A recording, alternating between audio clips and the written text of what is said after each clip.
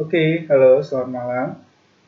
Perkenalkan kami dari bahas soal cpns.com.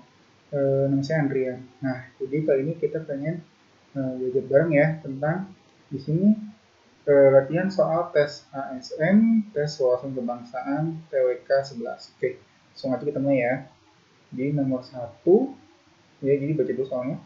Suatu proses ketika informasi politik yang relevan diteruskan dari satu bagian sistem politik kepada bagian lainnya. Dan di antara sistem-sistem sosial dengan sistem-sistem politik disebut, nah di sini ada jawabannya ya. Ada A itu sosialisasi politik, B itu partisipasi politik, C itu komunikasi politik, D itu demografi politik, dan E itu perubahan politik. Nah ini udah ada jawabannya ya sebenarnya ya. Sebenarnya jawabannya yang benar itu adalah komunikasi politik. Nah coba kita lihat ya. Itu sih pembahasannya ya.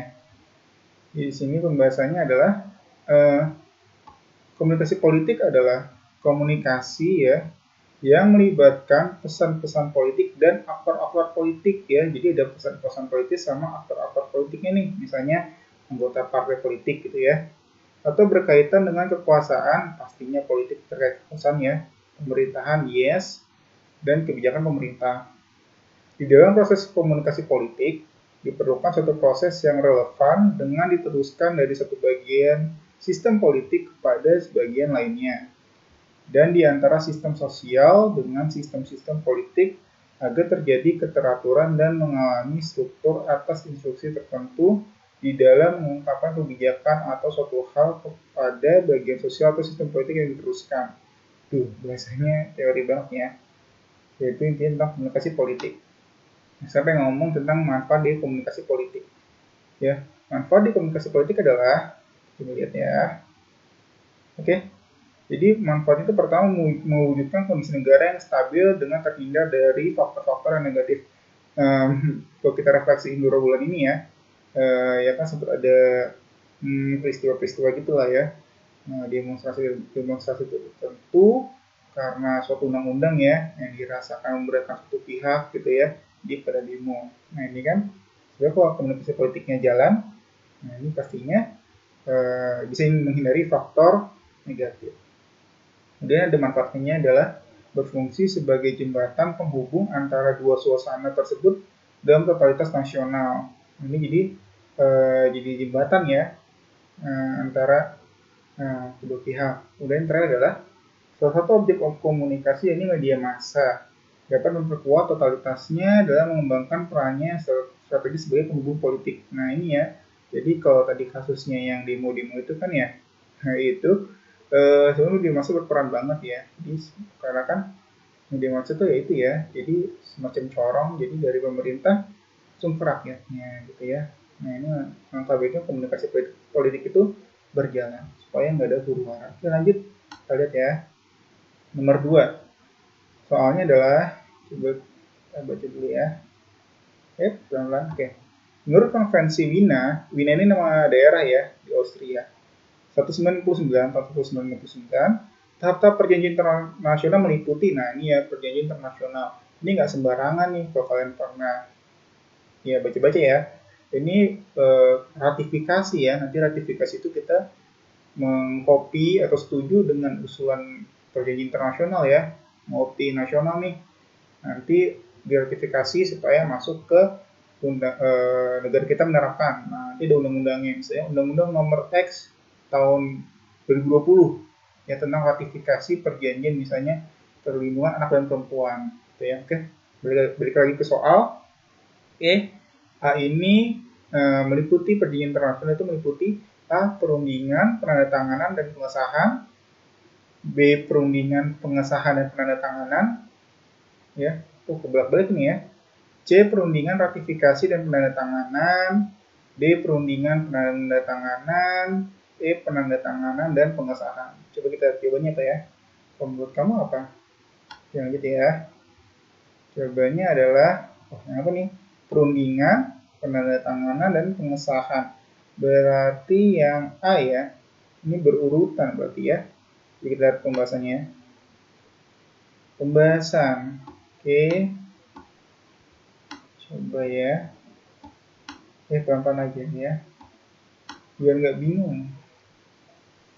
Oke, jadi mengenai tahapan dalam pembuatan perjanjian internasional. Menurut Konvensi Wina 1999, itu pertama itu perundingan ya, negotiation. Jadi tahap awal ini setiap negara nih ya, misalnya mau perjanjian tentang kelapa sawit gitu ya. Nah, ini negara-negara pengekspor kelapa sawit tuh kayak Indonesia, Malaysia gitu ya. Jadi ngebahas isu yang akan disepakati bersama, misalnya tentang ini ya, apa sih, lingkungan hidup ya terkait kelapa sawit gitu. Dibahas gitu ya, gimana nih, gimana standarnya apa, caranya gimana gitu ya, untuk melindungi lingkungan hidup di wilayah sawit. Nah, dari dirundingin baru ditantangan nih. Iya, saya setuju nih ya. Oke, kita sepakat ya tantangan ya. Jadi gestur formal ya, maksudnya ya ini secara formal dilakukan usai negara-negara yang terlibat dalam proses perlindungan telah berhasil menghasilkan poin-poin perjanjian. Maksudnya negara-negara yang berkepentingan nih yang ngebuat perjanjian itu ya, itu kita sepakat gitu ya. Nah, baru tuh yang saya sempat cerita di awal nih tentang ratifikasi ya, atau namanya adalah pengesahan. Jadi pernyataan politis dari suatu negara ya yang terlibat mengenai komitmen untuk menegakkan dalil-dalil perjanjian yang telah disepakati. Nah, ini di Indonesia sendiri biasanya dibuat dalam bentuk undang-undang nih. Ya, tadi yang sempat saya cerita bahwa Undang-Undang Nomor X tahun 2020 tentang misalnya pengesahan atau ratifikasi dari perjanjian internasional tentang kelapa sawit gitu ya. Oke, lanjut kita ke yang selanjutnya. Nah, ini ngomongin sejarah ya, sejarah pasca merdeka nih. Oke, kayak kita baca dulu ya soalnya ya. Tokoh-tokoh ini merupakan menteri luar negeri yang menandatangani persetujuan Bangkok. Kecuali siapa ya? Oke, nah, A itu Haji Adam Malik, B itu Tun Abdul Razak, C itu Muhammad Hatta, D itu S. Raja Ratman, dan E itu Narcisco Ramos. Ini mengingatkan saya pada pelajaran IPS pas SMP ya dulu tuh. Oke, lihat jawabannya apa ya? Oh, jawabannya itu Muhammad Hatta. Coba kita pembahasannya apa ya? Oh, di sini dikasih tahu bahwa nih ya.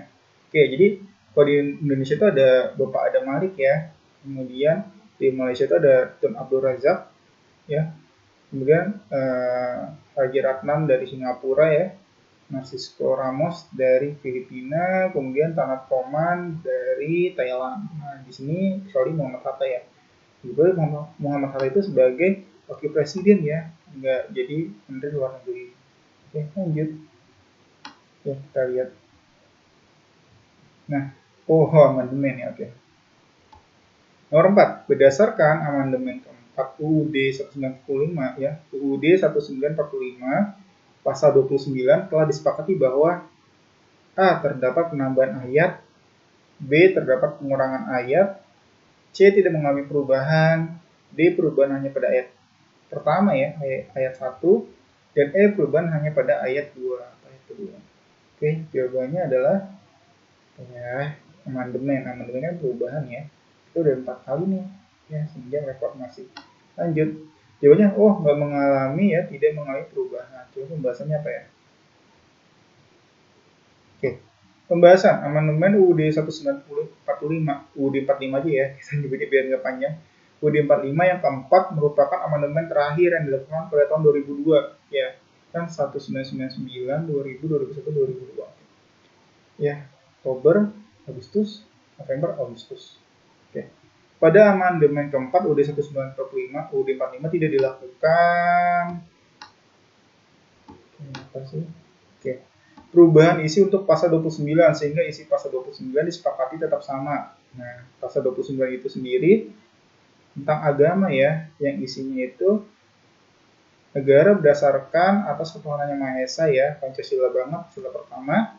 Kedua, negara menjamin kemerdekaan tiap-tiap penduduk untuk memeluk agamanya masing-masing untuk beribadah menurut agama dan kepercayaannya yang masing-masing itu ya. Itu pasal 29. Nah, biasanya sih emang kalau mau tes SKD ya, pasti ngapain undang-undang ya. Itu niscaya bisa kok. Ya, banyak yang bisa. Lanjut nomor 5 ya. Nomor 5 ngomongin apa sih?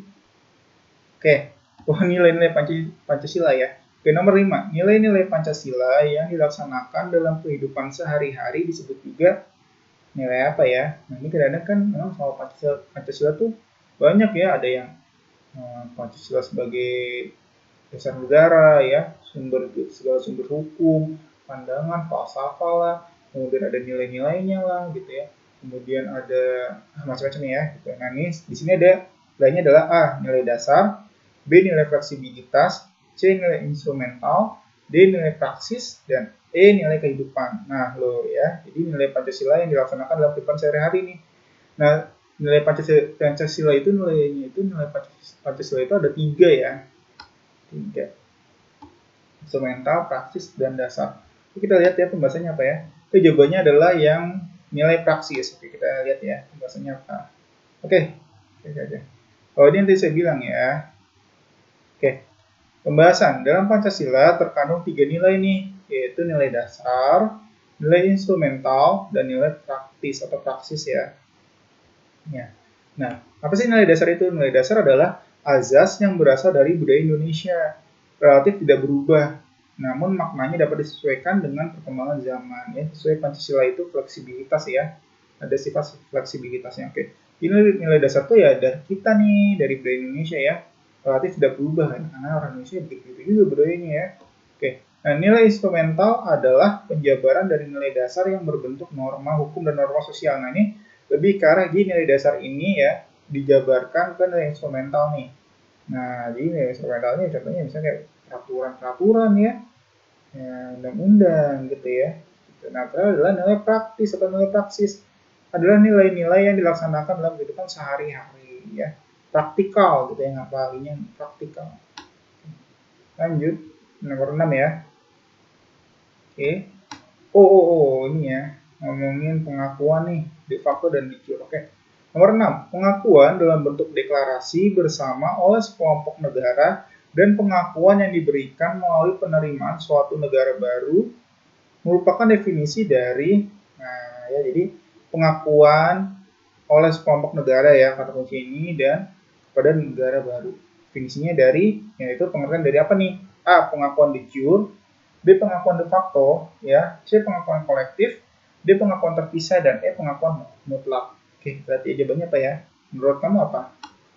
Oke, jawabannya adalah pengakuan kolektif ini ya. Oke, lanjut pembahasannya apa ya? Oke, pelan-pelan oke. Sip. Pembahasan macam-macam pengakuan menurut bentuknya adalah pertama pengakuan de jure nih, ya, de jure, ya, adalah bentuk pengakuan yang dinyatakan secara resmi oleh negara lain dengan berdasarkan pada kaidah-kaidah yang diatur dalam hukum internasional terkait keberadaan suatu negara baru agar bisa diterima sebagai anggota bangsa-bangsa di dunia dengan segala hak dan kewajiban yang melekat padanya. Oke, itu yang de jure ya. De facto ya. Oke, de facto apa sih? Nah, pengakuan de facto merupakan bentuk pengakuan suatu negara terhadap negara lainnya yang berdasarkan pada kenyataan yang menyatakan bahwa negara tersebut sudah memenuhi syarat-syarat terbentuknya negara seperti adanya. Nah, ini ya syarat berdirinya negara ada 3. Ada wilayahnya, ada rakyatnya, dan ada pemerintahan yang berdaulat atau diakui ya. Ini jangan ngaku-ngaku nih pemerintahnya nih ya. Jadi ada wilayah, rakyat, dan pemerintahan yang berdaulat. Nah, di sini kan bisa ngebedain ya. Kalau de jure ya, jadi sesuai kaidah yang diatur dalam hukum internasional ya. Jadi di hukum internasional misalnya suatu negara itu ya misalnya suatu negara itu berdiri jika ada dukungan beberapa negara lain gitu ya, atau ada rakyatnya gitu ya.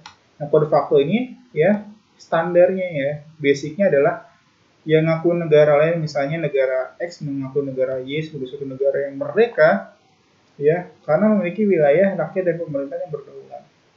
Bedanya itu ya, jadi di jure itu ngomongin hukum internasional, kode facto ngomongin syarat-syarat berdirinya suatu negara ya, yaitu wilayah, adanya rakyat, dan adanya pemerintah yang berdaulat. Oke, kita lihat lagi ya. Oke. Pengakuan kolektif, namanya juga kolektif ya, kolek itu biasanya kelompok ya. Pengakuan kolektif yang dimana adalah pengakuan ke dalam sebuah bentuk dari deklarasi yang dimana dibentuk oleh sebuah kelompok negara ya, jadi kelompok negara ya, ingat kelompok kolektif ya, kelompok kolektif itu ya ngapalinnya ya, memahaminya sih. Dan juga pengakuan akan diberikan ke dalam sebuah penerimaan dari negara baru ya dari perjanjian multilateral. Jadi kata kuncinya adalah sekelompok negara nih ngakuin nih ya perjanjian gitu. Misalnya negara A, B, C, D, E sepakat ya kita mengakui bahwa X ada negara baru yang merdeka ya. Oke. Pengakuan terpisah. Oke. Pengakuan terpisah itu yang dimana pengakuan diberikan kepada sebuah negara baru akan tetapi tidak kepada pemerintahannya maupun sebaliknya. Wah ini agak bahaya nih ya.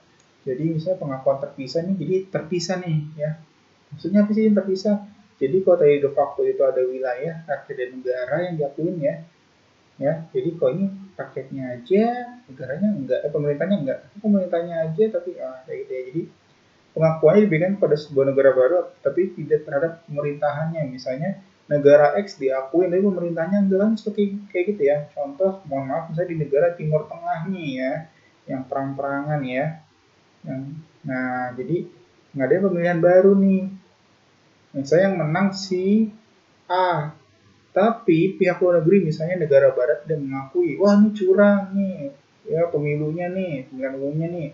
Nah, contohnya kayak gitu ya, bisa jadi negaranya oke, pemerintahnya nggak diakui, atau kebalikannya, gitu ya. Terakhir, pengakuan mutlak, ya. Pengakuan mutlak adalah itu yang dimana sebuah pengakuan yang diberikan kepada negara baru dan tidak dapat ditarik kembali. Wah, ini berarti nggak berlaku refund ya, nggak bisa return nih. Jadi pengakuan mutlak adalah sebuah pengakuan yang diberikan kepada negara baru dan tidak dapat ditarik kembali. Oke, teman-teman, sekian dari kami ya, www.bahasaolcpns.com. Kami doakan semoga tahun ini teman-teman lah ya yang lulus jadi PNS ya. Oh enggak, sekarang udah ganti namanya jadi ASN ya, Aparatur Sipil Negara. Amin. Oke, sekian.